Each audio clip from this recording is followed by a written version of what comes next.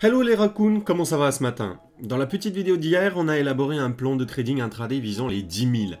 Finalement, les acheteurs ont été présents dès 10 200 avant de pousser les cours jusqu'à 10 800. Cette poussée a persisté tout au long de la journée. Dans la compétition Binance, les raccoons s'en sortent plutôt bien. On est remonté de 30 places pour arriver à la 155e place. Bravo les amis! Alors, qu'est-ce que nous avons à servir pour aujourd'hui? Regardons sans tarder ce qui se passe sur le moyen terme en hebdo, puis en journalier, et jetons un coup d'œil sur le très court terme avec une période de 2 heures pour finir. Sur le moyen terme, rien à signaler par rapport aux précédentes analyses. Le billet reste haussier après la sortie du biseau long terme. Le pullback reste néanmoins possible vers les 8000 dans les semaines ou mois à venir.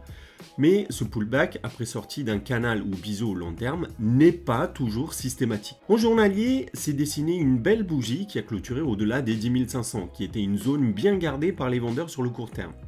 On peut alors parler d'un avalement haussier des deux bougies précédentes. Cette situation a une forte probabilité de poursuite haussière sur le court terme. Ici, vous avez les plus bas précédents qui n'ont pas été enfoncés malgré le fait que les vendeurs ont poussé les cours très proches de ces niveaux. En journalier, le billet est clairement haussier. Regardons maintenant ce qui se passe en 2 heures. Les cours sont sortis d'un range court terme de 2 heures.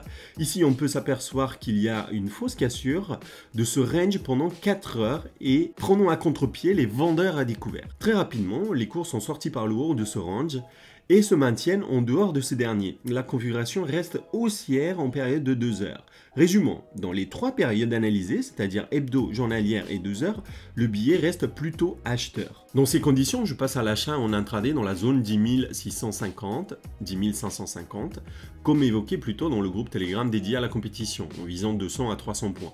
On doit ajuster le stop loss à 300 points maximum, soit une perte de 2,8% au cours actuel, ce qui est important. En conséquence, nous devons ajuster la taille de position pour trader en toute sérénité. Je fais une petite pause pour vous rappeler pourquoi il est important de clôturer ses positions intraday avant d'aller dormir. Ici, on a un cas où on a un bel exemple de changement de billet du jour au lendemain.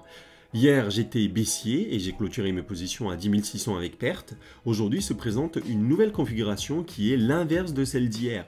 Le fait de ne pas laisser traîner ma position d'hier et la transformer en une position overnight me permet d'analyser le marché en toute indépendance et objectivité ce matin, sans être influencé par mon billet baissier d'hier.